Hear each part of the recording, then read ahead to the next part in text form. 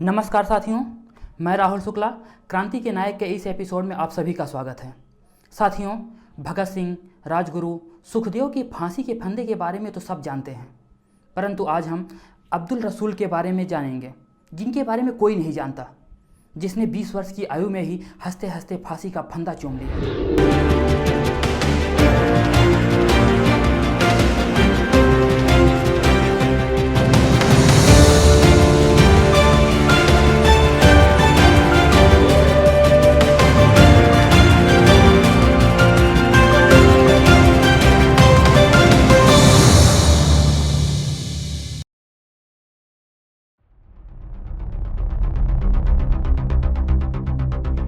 अप्रैल सन 1930।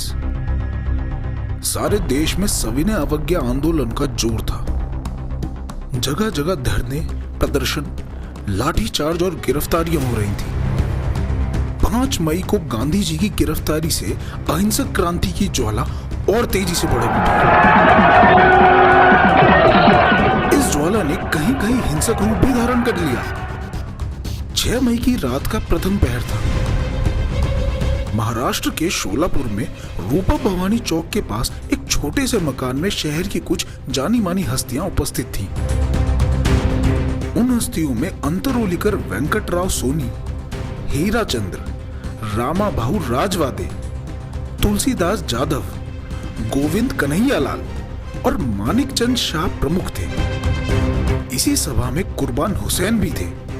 उनका 20 वर्षीय पुत्र अब्दुल रसूल जिद करके उनके साथ आया था।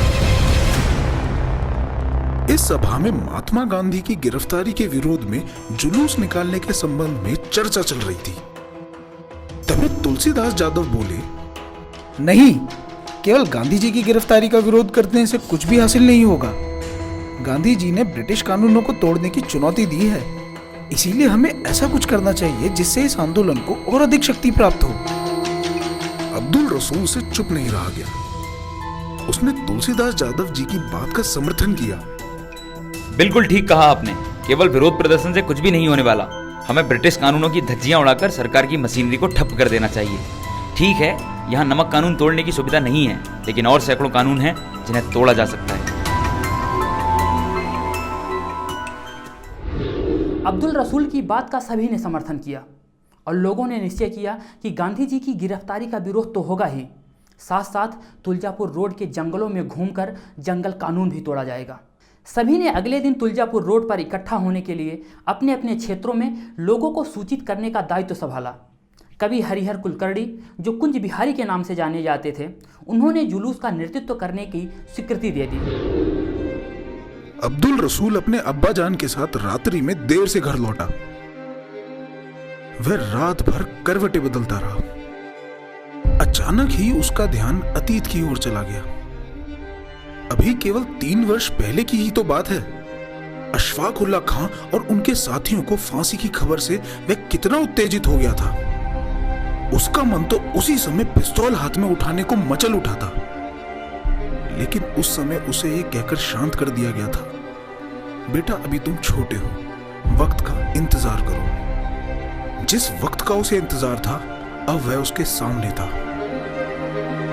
दिन निकला तो कुर्बान हुसैन ने देखा कि बरामदे में कुछ तख्तियां रखी हैं, जिन पर जेल कोठरी तोड़ दो, गांधी जी को छोड़ दो, ब्रिटिश सरकार मुर्दाबाद जैसे नारे लिखे हैं। उन्हें देख कुर्बान हुसैन का माथा ठनका।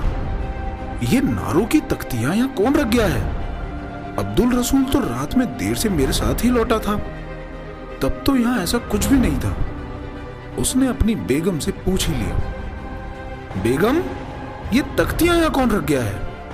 बेगम ने जवाब दिया, बाहर का कौन रख कर जाता? आपके साहिबजादे रात को सोए ही कहां हैं? इन्होंने तो इसी बेचैनी में रात काटी है। बेगम साहिबा के उत्तर से कुर्बान हुसैन के माथे पर चिंता की रेखाएं उभर आईं। वह अब्दुल रसूल को इसीलिए मीटिंग में नहीं ले जाना चाहते थे। छोटी आयु में ही उसे राजनीति में धकेलना उन्हें पसंद नहीं था।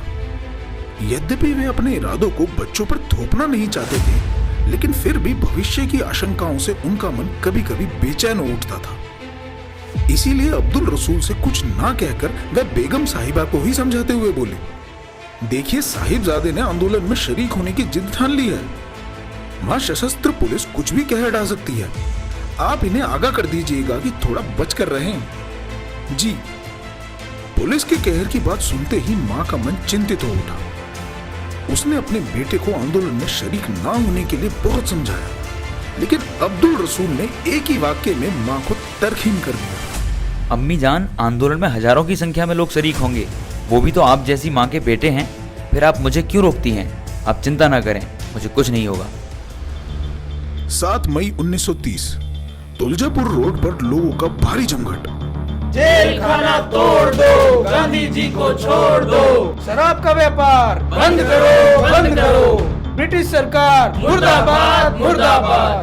नारों की तीव्र ध्वनि से शोलापुर की दीवारें हिल उठी। शराब की दुकानों को जबरन बंद कराता हुआ जनता का ज्वार जंगल की ओर बढ़ा। भारी संख्या में सशस्त्र पुलिस जंगल के मार्ग को रोके हुए खड़ी थी। आंदोलनकारियों ने जैसे ही जंगल में घुसने की चेष्टा की, जिलाधीश नाइट ने गोली चलाने का आदेश दे दिया। जोश में चल रहे शंकर शिवदार जुलूस में सबसे आगे थे, इसीलिए पहली गोली उन्हें ही लगी। उन्होंने वहीं मातृभूमि की गोद में प्राण त्याग दिए। शंकर को गोली लगते ही लोगों में भगदड़ मच गई। जनता बेकाबू हो गई। लोगों ने पुलिस कर्मियों के हथियार छीन छीन कर उनकी ऐसी धुनाई की कि पुलिस दल जान बचाकर भागा। अब्दुल रसूल और उसके कुछ साथियों ने जिलाधीश नाइट को ही घेर लिया। अब्दुल रसूल ब्रिटिश अधिकारियों से बदला लेने की चिर पिपासा को शांत करने को आतुर हो उठा। अब्दुल ने ललकारा, खून का बदला खून।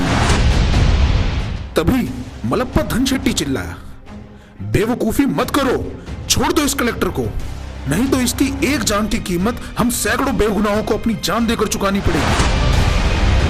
मलप्पा कलेक्टर को कार में बैठाकर भीड़ से सुरक्षित बाहर निकालने में कामयाब हो गया। अब्दुल रसूल दांत पीसता ही रह गया।